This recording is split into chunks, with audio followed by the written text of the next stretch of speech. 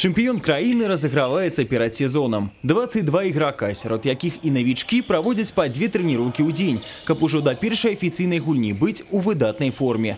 Па словах галоўнага трэнера каманды Сергея Бябешкі, у новым сезоне команда згуляе по-новому и в нападении, и в обороне. Мы всегда стараемся нашу игру в защите и нападении подстраивать под тех игроков, которые к нам приходят. Естественно, они со своей стороны должны тоже подстраиваться под нашу работу. Должно пройти несколько недель, и будут контрольные игры. Там мы увидим реально нашу силу и в каком состоянии приехали новички.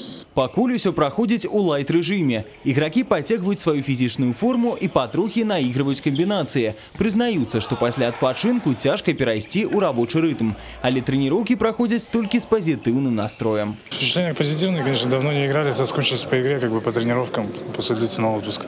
Естественно, тяжело, как и каждый раз, как каждый сезон. С Сергеем Васильевичем у него серьезная предсезонка, нацелена на серьезную работу, на тяжелый сезон.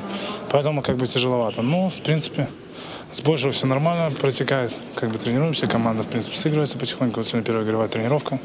Всем, я думаю, понравилось, интересно. В данный момент закладывается наше здоровье на весь сезон. Поэтому, не знаю еще игроков, кто бы любил предсезонку, говоря откровенно. Но, опять же, когда понимаешь, что без этого ты, в принципе, не проживешь год. Поэтому все нормально. Закусили у дела и вперед.